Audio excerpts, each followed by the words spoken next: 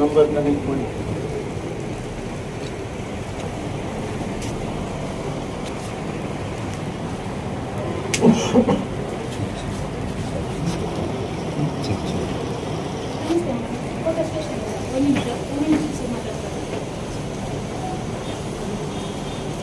Hello, Rashmi ಅವರಾ?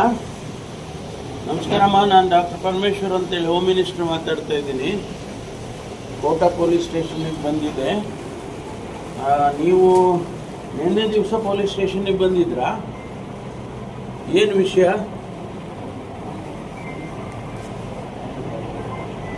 ಹಾಂ ಹಾಂ ಹಾಂ ಹಾಂ ನಿಮ್ಮ ಸ್ಟಾಫ್ ಎಷ್ಟು ಜನ ಇದ್ದೀರಿ? 33 ಜನ. ಒಂದು ಹಳ್ಳಿಗೆ ಎಷ್ಟು ಸಾರಿ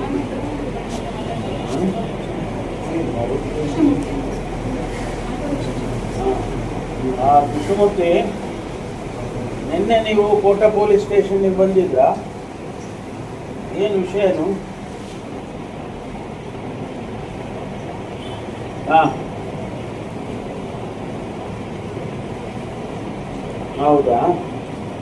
ನೀವು ರಿಕ್ಷಾ ಓಡಿಸ್ತೀರಾ ಇಲ್ಲ ನೀವು ರಿಕ್ಷಾದಲ್ಲಿ ಹೋಗೋಕೆ ಹೊರಟಿದ್ರಾ? ಹಾಂ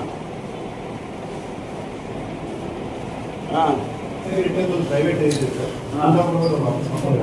ಟೋಟಲ್ 450 ಕ್ಯಾಮ್ರಾ ಸಿಟಿಯಲ್ಲಿ ಹಾಕಿದೆ. ಒಂದು ಅದರಲ್ಲಿ 250 ಕ್ಯಾಮ್ರಾ 24/7 ಕಮಾಂಡ್ ಸೆಂಟರ್ ಮಾಡಿದ್ದಾರೆ. ಒಂದು 28 ಜನ ಎಂಪ್ಲಾಯೀಸ್ ಇದ್ದಾರೆ. ಕುಂದಾಪುರ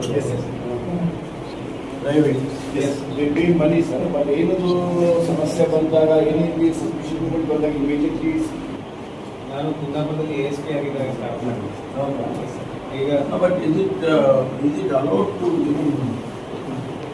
ಪ್ರೈವಸಿಗೆ ಇದು ಆಗೋದಿಲ್ಲ? ಅವರೇ ಸಬ್ಸ್ಕ್ರೈಬ್ ಮಾಡೋದು, ಅವರೇ ಸಬ್ಸ್ಕ್ರೈಬ್ ಮಾಡ್ತಾರೆ. ಸೊಸೈಟಿಗಳಿಗೆ ಬೇರೆ ಎಲ್ಲೇ ಈ ಥರ ಮಾಡಿದ್ದಾರೆ? ನೀವೆಲ್ಲ ಸುದ್ದಿ ಅದು ಅವರೇ ಎಲ್ಲ ಮಾಡ್ತಾರೆ sir. It takes care of Byndoor side also, side also ಅವರೆಲ್ಲ ಮಾಡ್ತಾರೆ. ಟೆಂಪಲ್ ಟೆಸ್ಟ್ ಎಲ್ಲ ಲೈವ್ ಆಗಿ ನೋಡಿ ನಮಗೆ ಕಾಲ್ ಮಾಡಿ